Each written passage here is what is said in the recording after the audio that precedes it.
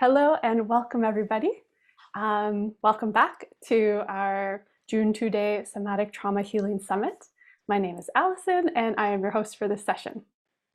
So today's class is Emotional Regulation in the Playroom with Lisa Dion. Lisa Dion is an international teacher, creator of synergetic play therapy, founder and president of the Synergetic Play Therapy Institute, and host of the Lessons from the Playroom podcast. She's the author of Aggression in Play Therapy, a neurobiological approach for integrating intensity, and is the 2015 recipient of the Association for Play Therapy's Professional Education and Training Award of Excellence. So happy to have you here with us, Lisa. Thank you everybody for joining, and we will let you take it away. Thanks, Allison, for getting us going. Well, hello, everyone. I know that we're not all in the same location, so good morning, good afternoon, good evening to wherever you are joining from. And super excited that we get to have this conversation together. So as Allison had shared, she's turned off the group chat. However, if you have questions as I am talking, feel free to private message them to me. They'll pop up in my chat and I will, if I can, I'll incorporate them into what I'm talking about. And there may be times when I say, all right, everyone, I would love everyone to chat in about whatever it is, at which point she'll turn the chat back on and then we can have some community discussion together. So we're just going to flow for the next 75 minutes and have this conversation. And yeah, just once again, thanks for choosing to spend part of your day with me. This is always a lovely experience and such an important topic to talk about. So when we're talking about becoming an external regulator for a child, or really anybody ultimately, but we're going to focus the conversation on children. There are a couple pieces that are first very misunderstood. And so we're going to clean those up. And then also there's pieces that are also really nuanced for us to be able to understand about the process itself. So my hope is that I help you be able to understand this concept at a deeper level, maybe even a more meaningful level. And that even though we only have 75 minutes together, that at the end of the 75 minutes, you at least finish the session going, oh, I have an idea about something I can do. Or, oh, I have a little bit of insight into where to go next when my child is escalating in front of me, or when the play is escalating or something like that. So that's my hope, is that we're going to really make this a meaningful 75 minutes. So if we're talking about becoming an external regulator, we're going to define that in a minute, but let's look at the context of why would you even need an external regulator? Like, what's the context that we're even having this conversation in? And this really boils down to understanding a little bit more about the development of our regulatory system. Now, I know many of you have probably studied a lot about the development of the regulatory system, or are very familiar with the regulatory system, but there's a key piece that is so important for us to understand, which is recognizing that when all of us are born, we have come into the world already masterful at becoming dysregulated. So what that means is nobody has to teach a baby how to cry. Nobody has to teach a baby how to escalate in sympathetic arousal, as an example. Nobody has to teach a baby to go into frustration. Nobody has to teach a baby to even go dorsal and to begin to shut down. Nobody has to teach a baby how to dissociate. Nobody has to teach a baby how to arch its back and try to get away from the sensory stimulation. Nobody has to teach a baby how to fall asleep when things get too much. We come into the world already so primed at being able to take care of ourselves from this part of our biology. The part of our system that is under construction, if you will, and very much under construction for all of us, even as adults, we're still working on it, which is the least myelinated part of our system, is our ability to regulate. which is on the parasympathetic branch. We could talk about it as our ability to access our ventral state. This part of our system it needs help. It needs support. It needs work to be myelinated over and over and over and over and over and over and over and over again.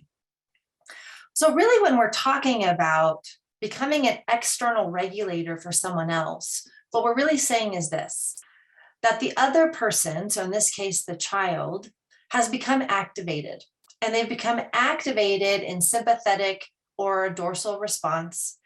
They have perceived a challenge in their environment, either externally or internally, and their system is doing exactly what it was designed to do, rev up or shut down, exactly what it was designed to do.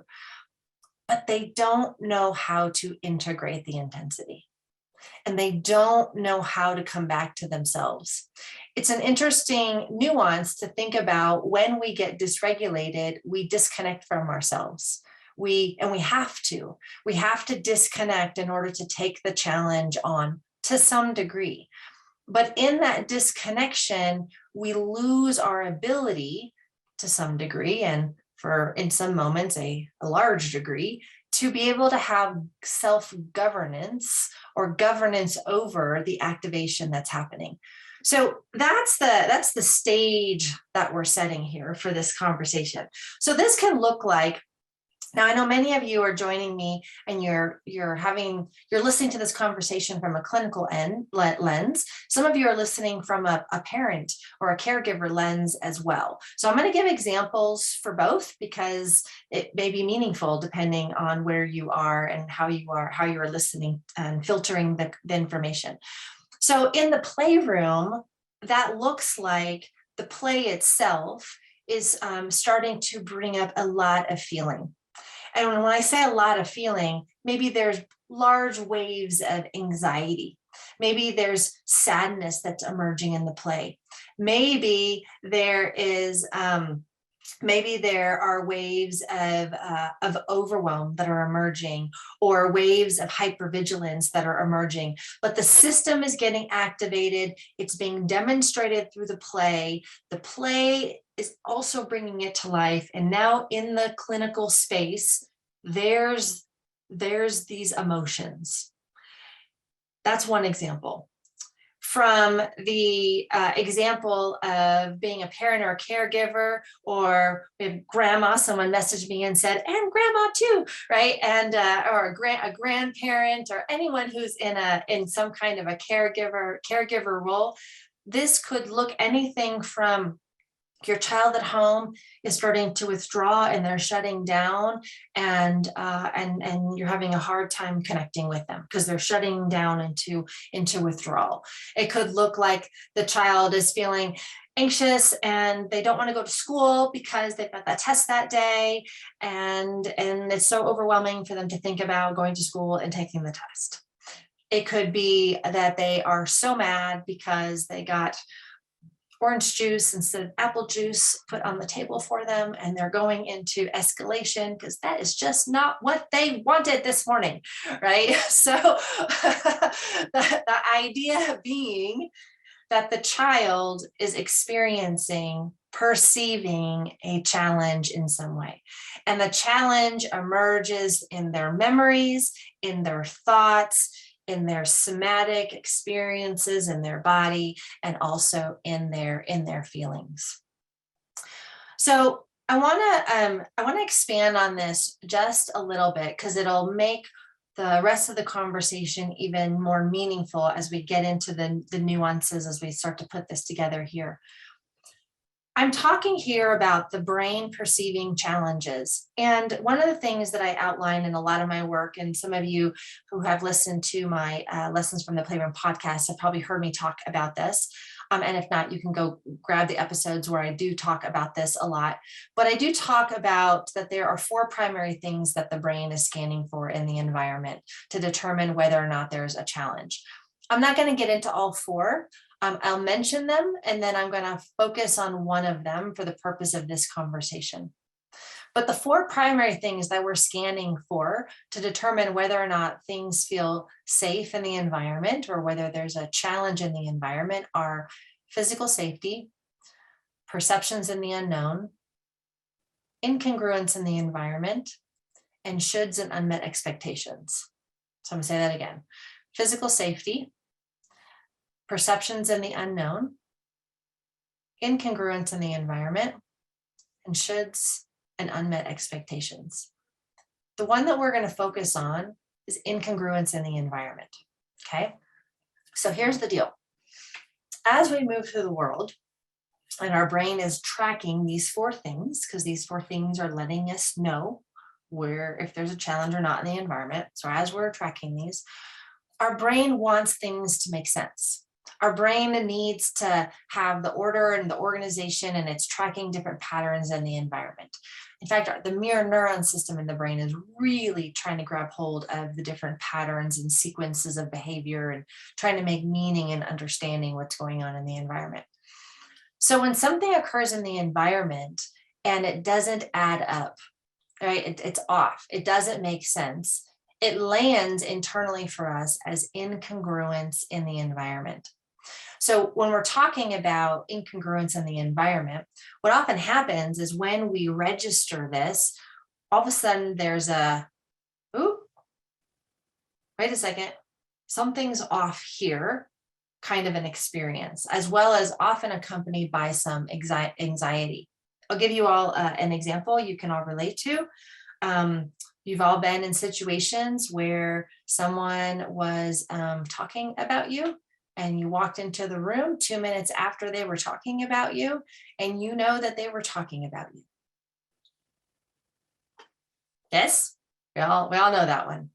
Okay. The question is, how do you know that they were talking about you? Because they haven't been talking about you for 2 minutes. So how do you know? And the answer is because you feel it. So what are you feeling? And this is super important for becoming an external regulator. So hang in there with me as I put this little piece together. We feel our way through the world. Even those of us that say, well, I'm super left brain, I'm super analytical, I don't know if I feel as much as everyone else. You do. We all feel. Our relationship with the feelings is very different from person to person to person, but we're all feeling, we're all taking in huge amounts of sensory data, huge amount of information at any given point. And what we're doing is we're tracking patterns. So the reason why you know is because you picked up on something that felt different in your environment. Maybe that individual that you're looking at, maybe their shoulders are a little more collapsed and you don't normally see their shoulders collapsed. Or maybe they usually make eye contact with you, but their eyes are a little shifty this time. Or maybe the way someone's moving is not usually the way that they are typically moving, meaning the way that their body is moving. And you know this because it's different, right? So you're picking up on what is different in the environment that makes you pause to go, something is off here. Now I'm going to jump to the next piece, which is the most important part of this conversation, which is that another thing that we're tracking for, in addition to things not making sense, we're also looking for emotions that don't make sense. So what I mean by that is emotional incongruency. So when you're talking to someone and the person is just, they're like this and they're super smiley and you're looking at them. So even as you're looking at me, smile at you like this, I want you to register what this feels like in your body when I'm just super smiley like this. And I'm just telling you about how wonderful things are. And anyone noticing it feels really weird in your body as you're looking at me right now? It feels weird. It's very weird. You're like, Lisa, you're kind of creepy. You kind of need to stop. It's sort of weird. Yes, right? Because there's a part of you that says, Lisa, you're lying. You're exaggerating. There's something that's incongruent about that. There's also the piece that comes up when we have emotional denial. So let's say we're sad and our body is oozing sad. Our nonverbals, our body doesn't lie. Our body's telling the truth of our experience. So the body's telling the truth of our sadness, and out of our mouth comes, I just didn't sleep a lot last night. I'm fine. But when you're registering it, you're thinking, no, you're not fine. Something in me is telling me that you're sad. So these like subtle incongruencies between our words and our affect, and even affect in different parts of our body. So our face can look one way and our body looks another way. And what you're literally reading are energetic splits that are letting you know that the individual in the moment is not congruent. Yes, the picture is not matching the story was a message that I just got. So this is key. Some of you have probably heard this idea that it takes some time to develop trust with a child. Well, I'm not saying that that's never true, but how many of you have ever had an experience where you meet someone, you don't know a thing about them, but for some reason in that moment, you trust them. Maybe you've known them for 2 minutes and you totally trust them. You know nothing about them, nothing. Right. And the reason why is because in the moment, they make sense to you. So when people make sense to us, they land as trustworthy. When someone does not make sense to us, it lands as incongruence. And our brain is designed to look outside of itself in the environment when there's a challenge. So what happens is that the child then stays focused externally versus moving into an internal reflection in the moment. So I'm just going to review what I just said so that we can take those two pieces and then we're going to move into the conversation about regulation and becoming an external regulator. So I said two very important things. One is our capacity for regulation is the least myelinated aspect of our nervous system. And it is the thing that we are all continuing to work towards. It's very much in development. Okay, so that was one piece that I said. The other piece that I said was that incongruence in the environment happens to be one of the things that the brain is tracking for to determine if there is a threat or a challenge in the environment. Okay, so we've got those two data points as we now move into the conversation about becoming an external regulator.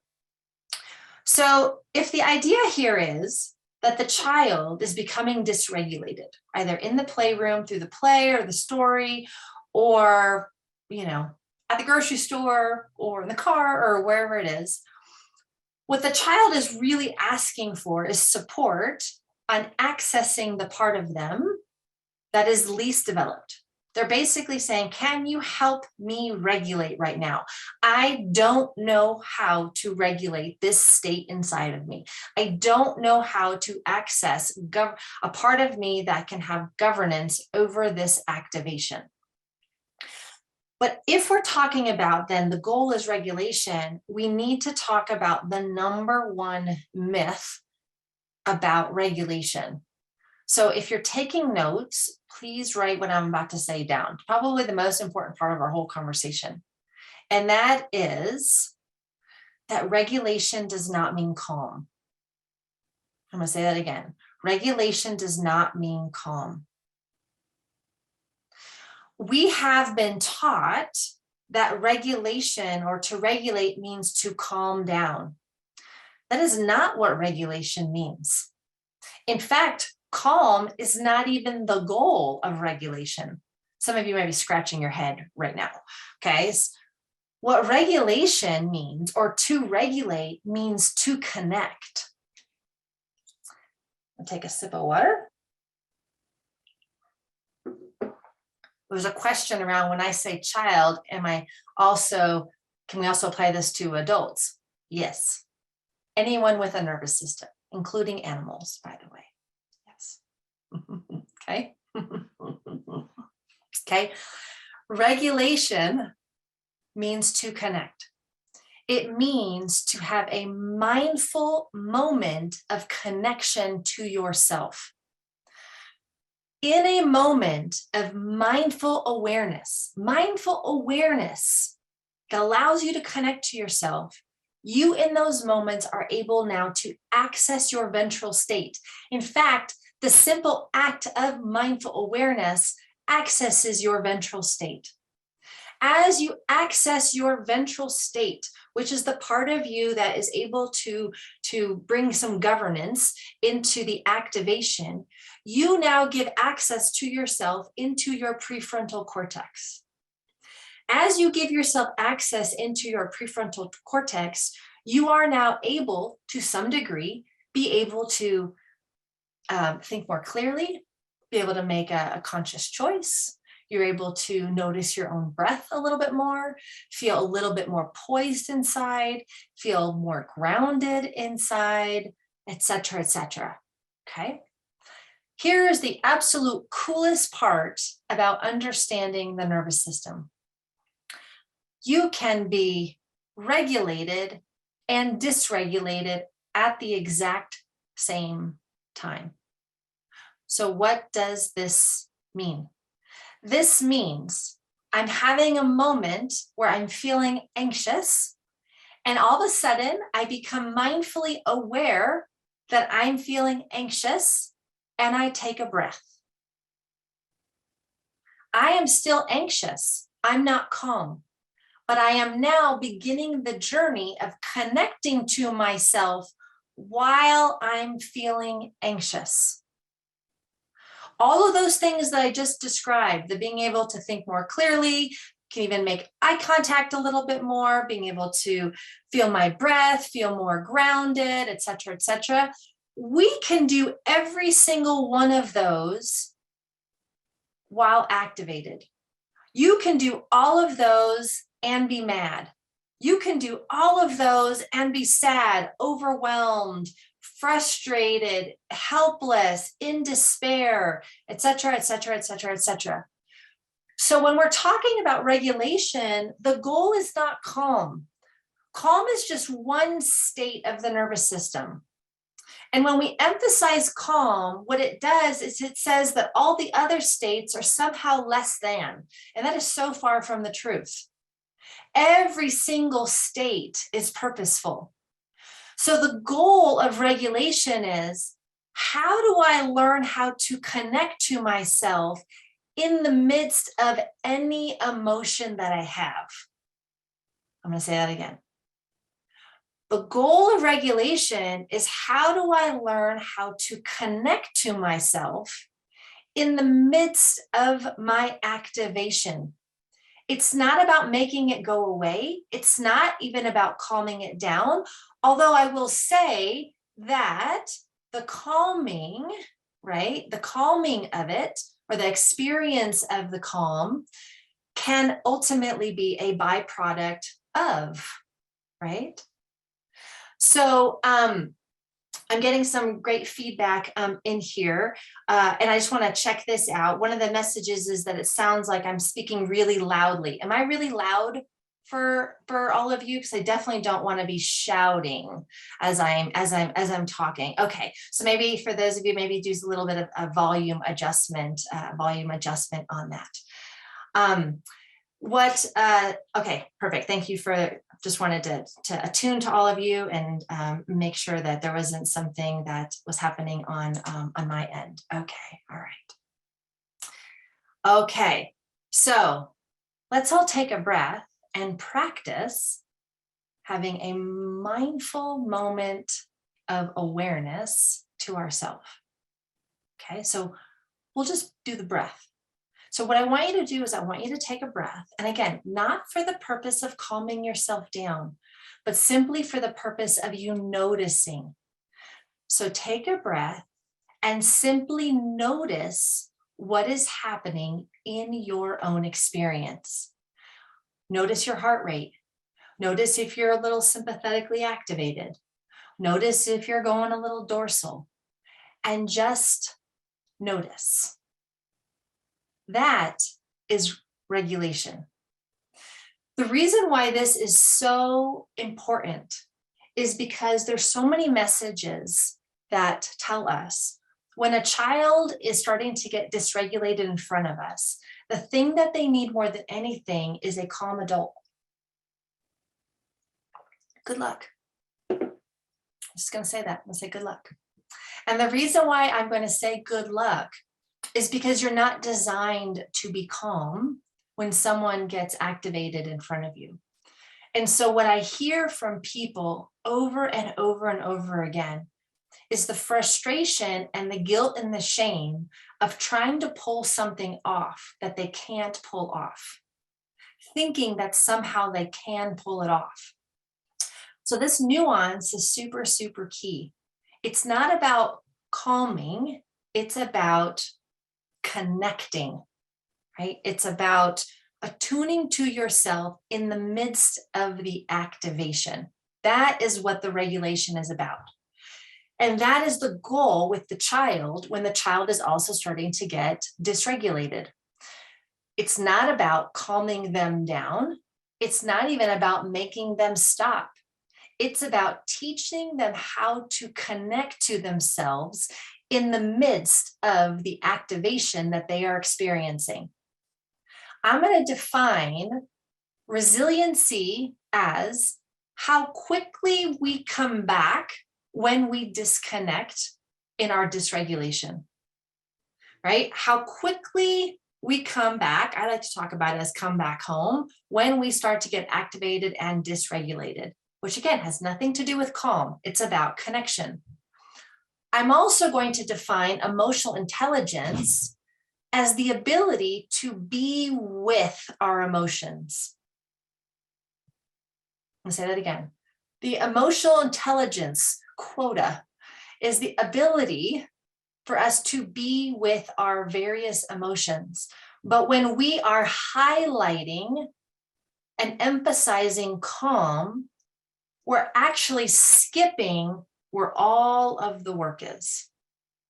And what we're doing is we are emphasizing that you are more okay when you're in this state than when you're in all of these other states, right? That somehow that's better than learning how to be with yourself when you have the urge to hit somebody, or learning how to be with yourself when all of a sudden you become so anxious that you're wondering if you're gonna like have a little bit of a panic attack, or learning how to be with yourself when you're so sad that you feel like you just want to just, put your head down and cry. That's what we're up to. It's what we're up to in the playroom.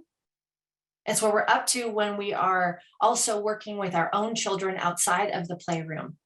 How do we help them develop their capacity to access ventral? How do we practice with them over and over and over again, teaching them how to come back to themselves in the midst of the emotion over and over and over and over and over and over and over? Right? How do we help them learn how to come home in the midst of the intensity? How do we teach them how to access the part of them that can stay steady, but yet not lie about their experience at the same time? How do we teach them how to trust themselves? I'll call it a moment of secure attachment with themselves while they're feeling really, really sad. That's the work. That's the work with kids. That's the piece that sends them out into the world that says the next time you experience a challenge, you now have the capacity in your system to come back, to grab hold of yourself as the challenge is unfolding, unfolding, unfolding. So let's all take another breath here, have another moment of connecting to ourselves. Someone's asked again if I can say the definition of resiliency. I define it as the speed at which we come back to ourselves when we start to disconnect in our dysregulation, right? Almost like the speed, right? The speed in which we remember, right? The speed in which we come home, come home, come home. Okay, so somebody were asking questions. How do we do this? What does this look like? We're getting there. That's where we're going. We're inching our way, inching our way, inching our way.